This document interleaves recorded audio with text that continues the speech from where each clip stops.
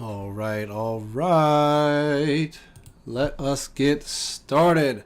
Hello, everyone, and welcome to Degrees of Freedom, where I go over 5 slides in 15 minutes about the note industry so you can be enlightened about your own degrees of freedom, but also you can get on with your day. So let me pause that for us. Let me talk about our topic for today. Many people have asked me, well, how do you get a note? How do you obtain it? What's kind of the life journey of a note? And that's exactly what we're going to talk about today. What is the life journey of a note from due diligence, or research, to acquisition, to protection, and then to workout, and then finally to that exit where we get to make the money. So we're going to get right into that, no delay. My name is Dr. Jason Engerman, and I'm going to be your helpful guide for today. But as usual, we go over our disclaimer. So let's do that. The information presented on the Engerman Estates channel is for educational use and purposes only. I am not a licensed financial institution or a financial strategist, a lawyer, or a CPA. Engerman Estates is not liable for any losses resulting from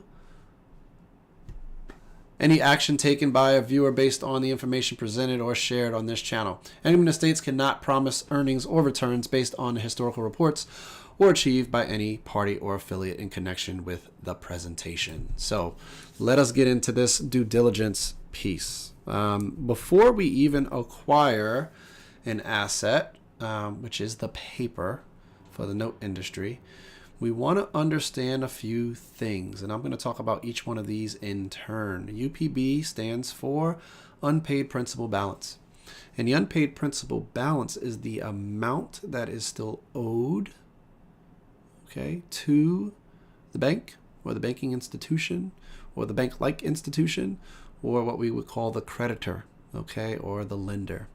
And so that's really important because that number tells you how much meat's on the bones.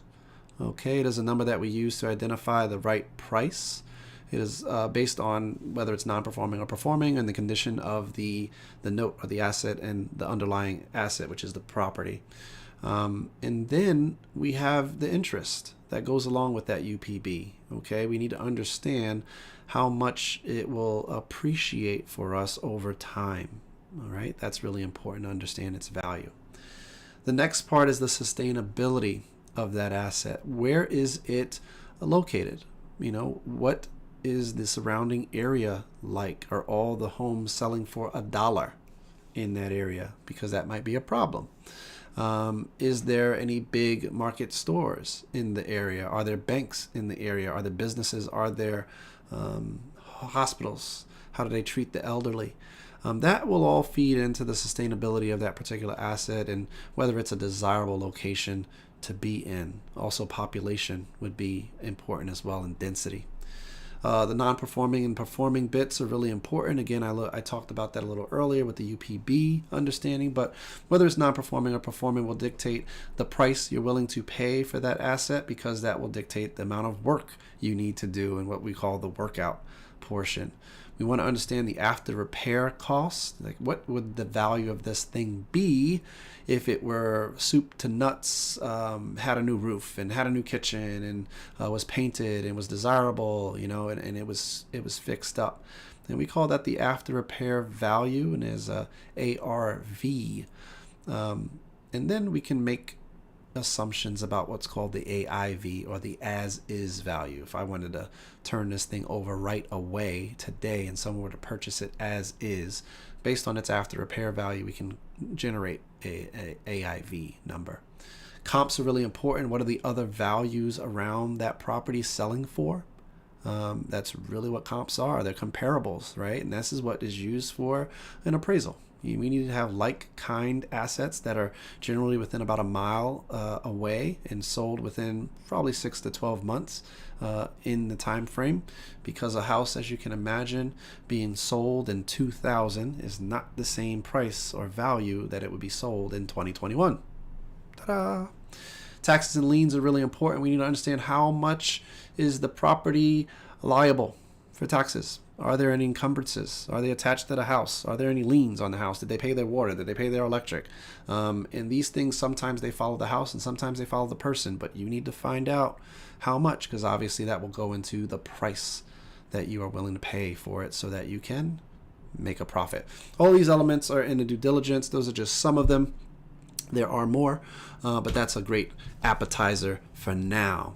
Let's look at the next piece, which is the budget. The budget's really important. It is the key to everything. It's all about the numbers, right? Profitability and risk management. That's really what it communicates to you in a numerical form, in a way that's really measurable and really abstract, or rather extract, the meaning or the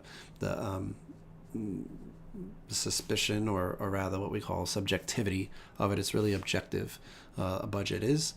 And so we talk about expenses. What's going to come out of pocket? And these things might include your servicing fees. It might include insurance. It might include the taxes. It'll include how much you pay for it, trade desk fees, things of that nature. What are the expenses on this asset that you are purchasing? The budget will be able to communicate that to you. The cash on cash return, that's COC. How much will this make for you in the future? How much will this make for you every dollar that you spend? How much are you going to be able to return back to you over some time? That's based on a UPB. And your expenses.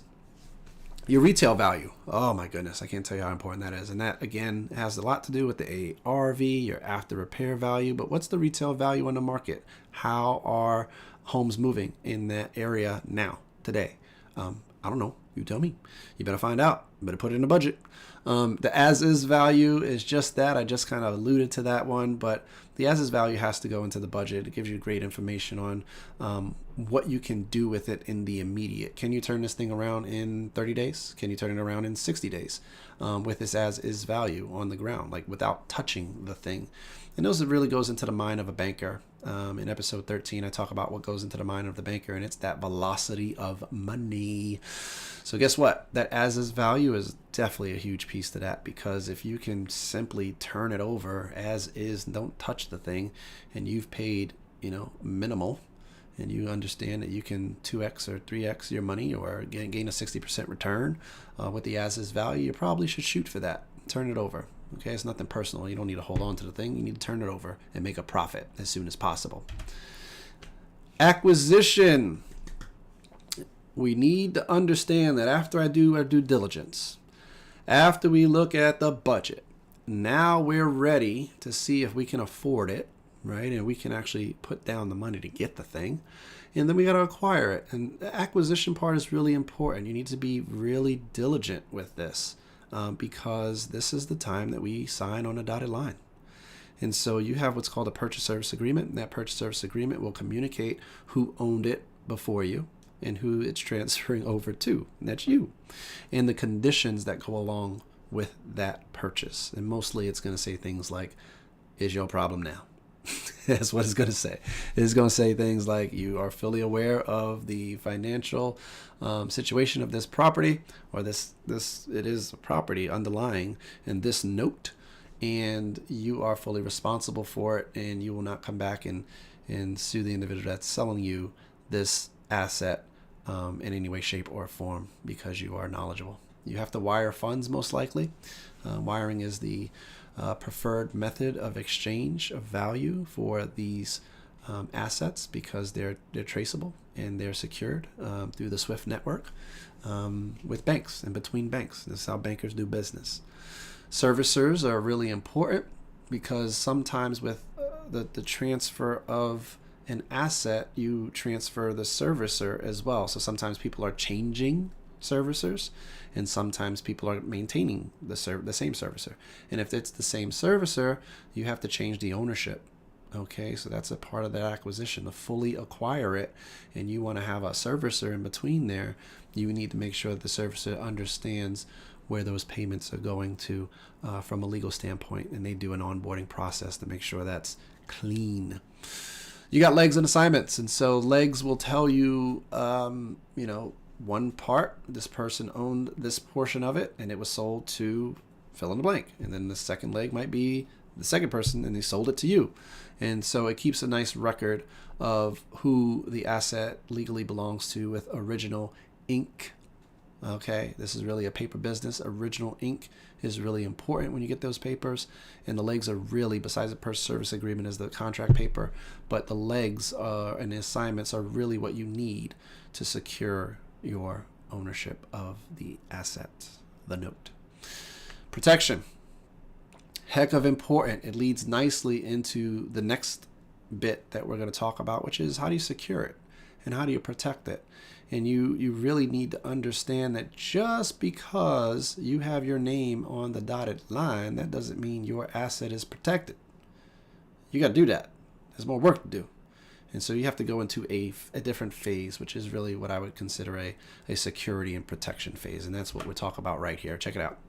So there's a legal security. Generally speaking, those are the papers that you sign that kind of legally moves an asset from the previous owner to you, and through a bunch of different types of paper, one of those being the assignment. But then in some cases, you may have to engage with a legal service, a legal realtor service, because the asset could be in the middle of a BK. What's a BK? Well, that's bankruptcy, right? It could be in the middle of a foreclosure, okay? And if it's in the middle, then you purchase it in between that process. You're kind of purchasing, access to that attorney, okay? But they need to know, okay, the ownership has changed and shifted. And so you need to make sure legally where the standing is of that particular asset, whether it's in foreclosure or BK, and you need to insert yourself into that legal process and make sure that the legal counsel understands who's in ownership and who they should be in communication with. The next piece is the servicing. Servicers need to know who is owed the payments legally, and they will help you with that and communicate to each municipality about who owns it and who should be getting the payments, who it's legally belongs to, and including the tax obligation as well. You've got insurance. Insurance is really important, and it's actually one of the first things that you do is make sure you either, depending on what type of note it is, whether you're getting lender's insurance or whether you're getting REO insurance, if it's a lease option, you need to make sure that you are on a legal document that makes sure that you're the insured. Once you get the property, there's nothing saying that it can't be flooded out. There's nothing saying that there couldn't be an earthquake. There's nothing saying that it could be a fire. And what you don't want is to purchase the property and then not have it secured by insurance. That's bad business. Okay, that's bad business, and then you can lose a property that way. You throw down tens of thousands of dollars, and then poof, a fire. Poof, it's gone, and you're in some deep trouble there. Taxes and liens, making sure those are paid off, because one of the ways that you can lose a property is, the government says you didn't pay us the taxes. We'll take that. Thank you very much. In government, I mean local government, right? If it's a tax deed state, you're in trouble. You better pay attention, because if somebody else purchases that deed, the property's gone. All right, places like Indiana, they don't play that. So if it goes to tax sale and it's a tax deed, in that moment, once it is transferred and someone owns the tax deed, they own the property and it's gone. Okay, and they own the rights to it, full and outright. Liens on the property, there could be encumbrances, there could be code violations. And these liens, they sit on the property sometimes, and you're liable for them, and you could lose your property in these ways. So you want to make sure that you pay those things off and you get them free and clear, so that they're not, this cloud hanging over your head. You don't want that. Maintenance and services. So sometimes you need to secure it. You need to secure the property because it's in a neighborhood that's, less desirable. And so you need to board it up and you need to lock it down, and you make sure you don't get any squatters in there, right? Things of that nature. So there are services that can help you do that. I got 1 minute left, and I'm going to move in this direction here, and I'm going to make sure that you get everything you need here and close out. Look, workouts and then making the money is a function of you strategizing from the front end and understanding what your options are and you budgeting them out. So I return back to due diligence. I return back to the budget sheet, because at the end of the day, you have an idea, one or two, of how this can work out and work itself out. But you need to be flexible. because there are options within there. You have loan modifications, you have refis, you have short sales, you've got retail flips, essentially, where you put work into the asset. You acquire it first, you put work into the asset, and you sell it at market value. You can actually earn money and exit out through an insurance policy. That is an unfortunate situation, but it is an exit that is possible. And you can wholesale these notes. You can wholesale them just outright. And so you can sell them between themselves and become the middleman. But you can also flip them. It becomes your property, and then, the note becomes your property. And then you just sell it to someone else, for a profit, and that really would be considered arbitrage. You make the difference between the two. So loan mods are really normal. That allows the homeowner to stay in their house. Refis are you getting cashed out, really. You're getting to pay the full UPB balance. Sometimes that's beneficial, sometimes not so much. And then you got the rest of those that I kind of laid out, but you have to work it out. So if you'd like to learn more about this exciting topic, hit me up, jason.eestates@eestates.net. I'd be happy to go over more of it with you and point you in the right direction of some other resources, but I'm really interested in working with you. So come and check me out on Facebook. I've got a Facebook page, and email me. We can talk more.